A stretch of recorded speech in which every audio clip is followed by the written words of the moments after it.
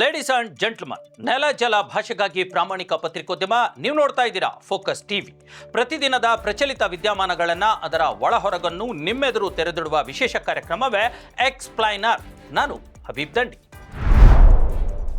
S ವೀಕ್ಷಕರೇ, ನಿನ್ನೆ ಸಂಜೆಯಿಂದ ಒಂದು ದೊಡ್ಡ ಮಟ್ಟದ ರಾಜಕೀಯ ಬದಲಾವಣೆ ರಾಜ್ಯ ಕಾಂಗ್ರೆಸ್ ಪಕ್ಷದಲ್ಲಿ ಮತ್ತು ರಾಜ್ಯ ರಾಜಕಾರಣದಲ್ಲಿ ನಡೀತಾ ಇದೆ ಅನ್ನುವಂಥದ್ದು. ಈಗಾಗಲೇ ತಮಗೆ ಸಿಎಂ ಸೀಟ್ ಬೇಕೇ ಬೇಕು, ಯಾವುದೇ ಕಾರಣಕ್ಕೆ ಈಗ ತಾವು ಹಿಡಿದಿರ್ತಕ್ಕಂಥ ಪಟ್ಟನ್ನು ಸಡಿಲ ಮಾಡೋದೇ ಇಲ್ಲ ಅನ್ನುವಂಥ ಒಂದು ಪಟ್ಟನ್ನು ಹಿಡಿದು DCM ಆಗಿರ್ತಕ್ಕಂಥ KPCC ಅಧ್ಯಕ್ಷರು ಆಗಿರ್ತಕ್ಕಂಥ DK ಶಿವಕುಮಾರ್ ಕೂತು ಬಿಟ್ಟಿದ್ದಾರೆ.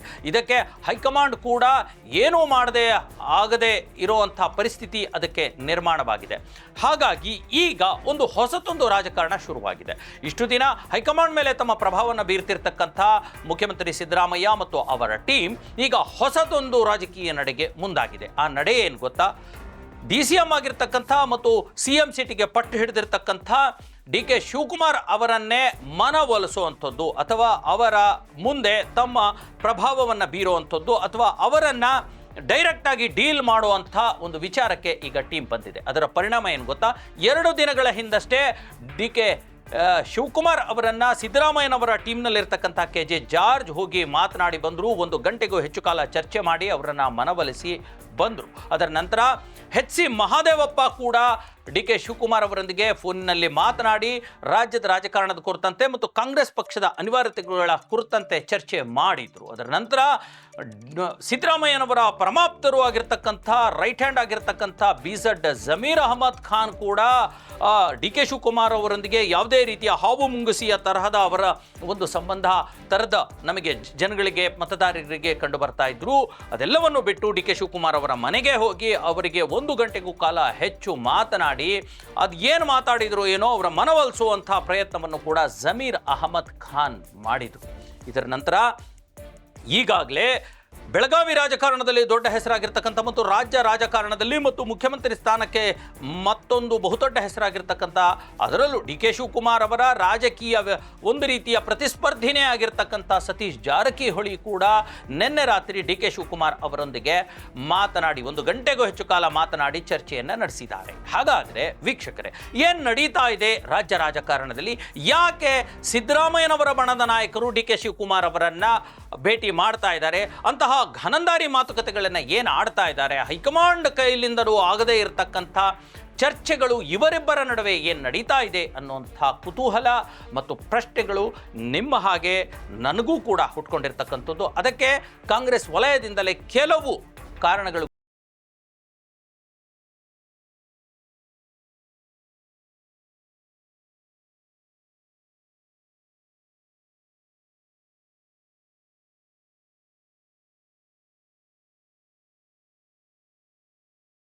ವೀಕ್ಷಕರೇ, ಈ 4 ಜನ KJ George, HC Mahadevappa, Satish Jarkiholi ಮತ್ತು ಜಮೀರ್ ಅಹಮದ್ ಖಾನ್ DK ಶಿವಕುಮಾರ್ ಜೊತೆಗೆ ಮಾತನಾಡಿರ್ತಕ್ಕಂಥ ಬಹುದೊಡ್ಡ ಒಂದು ಮಾತು ಅಂತಂದರೆ ಅದು ಕಾಂಗ್ರೆಸ್ ಮೂಲದಿಂದಲೇ ಈ ಸಚಿವರ ಆಪ್ತ ವಲಯದಿಂದಲೇ ಕೇಳಿ ಬಂದಿರತಕ್ಕಂಥದ್ದು.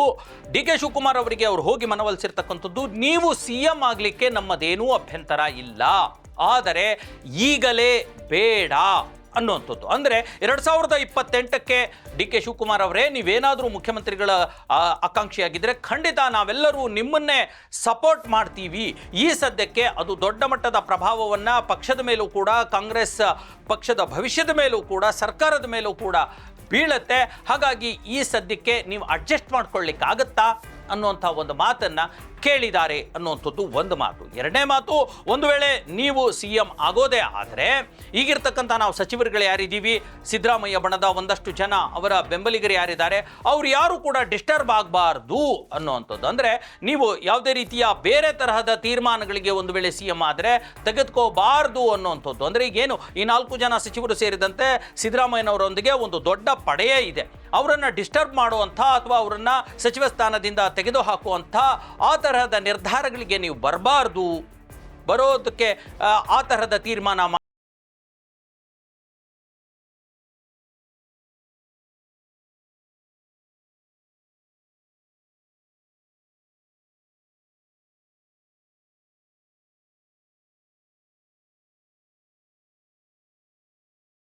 ವೇಳೆ ನಿಮಗೆ ಹೈಕಮಾಂಡ್ ಒಪ್ಪಿದ್ದೇ ಆದರೆ ಕೆಪಿಸಿಸಿ ಅಧ್ಯಕ್ಷ ಸ್ಥಾನವನ್ನ ನಮ್ಮ ಬಣಕ್ಕೆ ಬಿಟ್ಟುಕೊಡಬೇಕು ಅನ್ನುವಂಥ ಒಂದು ಮನವಿಯನ್ನು ಕೂಡ ಡಿ ಕೆ ಶಿವಕುಮಾರ್ ಅವರೊಂದಿಗೆ ಚರ್ಚಿಸಿದ್ದಾರೆ ಅನ್ನುವಂಥದ್ದು ಮೂಲ ಮಾಹಿತಿ.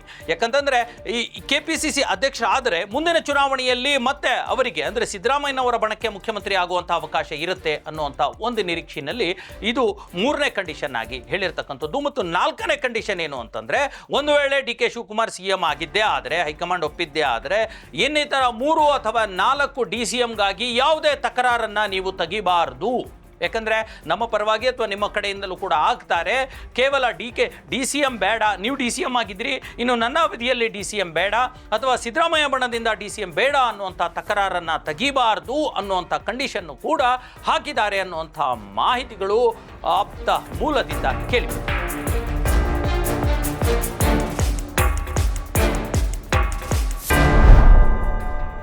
ಒಂದು ವೇಳೆ ಹೈಕಮಾಂಡ್ ಒಪ್ಕೊಂಡಿದ್ದೇ ಆದರೆ ಈಗಲೇ ಈ ಕ್ಷಣಕ್ಕೆ ಈ ಏನು ಒಂದು ಫೋರ್ಸ್ ನಡೀತಾ ಇದೆ, ಚಳವಳಿ ಥರದ ನಡೀತಾ ಇದೆ, ಈ ಹಂತದಲ್ಲೇ ಮುಖ್ಯಮಂತ್ರಿ ಬದಲಾವಣೆ ಆಗಬಾರದು.